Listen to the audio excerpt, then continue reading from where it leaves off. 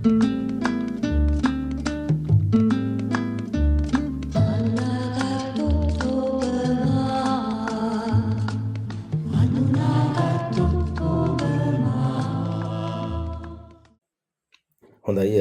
අපි බලමු මෙතන තියෙන කාබනික සංයෝග නාමකරණය කරනකොට අපි ඉස්සෙල්ලම අඳුර ගන්න ඕනි මෙයාගේ ප්‍රධාන ක්‍රියාකාරී කාණ්ඩය කවුද කියන එක. මෙයාගේ ප්‍රධාන ක්‍රියාකාරී කාණ්ඩ විදියට ඔයාලට අඳුර ගන්න පුළුවන් මේ OH කාණ්ඩය. මේ OH කියලා කියන්නේ ඇල්කොහොල කාණ්ඩයක්. මේ OH කියලා කියන්නේ ඇල්කොහොල කාණ්ඩයක්. අපි මේ ඇල්කොහොල කාණ්ඩය හඳුනාගත්තයින් පස්සේදී අපි බලනවා එයාට අඩුම අංකය ලැබෙන විදියට අපි කොහොමද දිගම කාබන් දාමය අංකණය කරගන්නේ කියලා.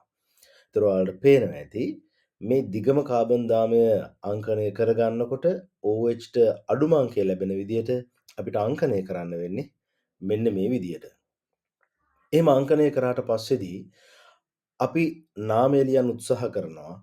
එතකොට ඉස්සර වෙලාම ලියන්න ඕන අපි ආදේශ කාණ්ඩ තියෙනවා නම් මෙතන ආදේශ කාණ්ඩ නැහැ. ඒ නිසා අපි බලනවා දිගම කාබන් දාමය මොකක්ද කියන එක. ඒ දිගම කාබන් දාමයට කාබන් 6ක් තියෙන හින්දා හෙක්ස් කියන පදය ඇතුළත් කරනවා. මේකේ ද්විත්ව බන්ධන හෝ ත්‍රිත්ව බන්ධන නැහැ. සංතෘප්ත බව හැඟවීම සඳහා ඉදිරිපත් කරන ප්‍රකාශනයේදී.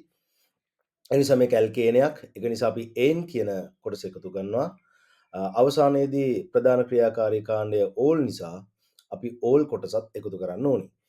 එතකොට අපි OH කාණ්ඩය සම්බන්ධ වෙලා තියෙන කීවෙනි පරමාණුවටද කියන එක හඳුන්වා දෙන්න තමයි දෙක ඕල් කියන එක යොදලා තියෙන්නේ. නිසා අවසානයේදී අපට මේ කාබනික සංයෝගයේ නාමයේ විදිහට ලැබෙනවා හෙක්සේන් 2 ඕල්. හැබැයි මෙතන ඕල් වල O අකුරෙන් පටන් ගන්න නිසා ප්‍රධාන ක්‍රියාකාරී කාණ්ඩයේ නම O අකුරෙන් පටන් ගන්න නිසා අර සංතෘප්ත අසන්තෘප්ත බව හැඟවීම සඳහා යොදන ඒන් ඊන් අයින් වල වගේ කාණ්ඩවල අවසාන ඊ අකුර ඉවත් වෙන්න ඕනේ. ඒක තමයි IUPAC නීතිය. ඒ අනුව මේ නාමකරණයේ අදාළ වූ මේ සංයෝගයට අදාළ වූ නම තමයි හෙක්සන් 2 ඕල්. නැත්නම් දරුවන්ට ලියන්න පුළුවන් 2 හෙක්සනෝල් කියලා.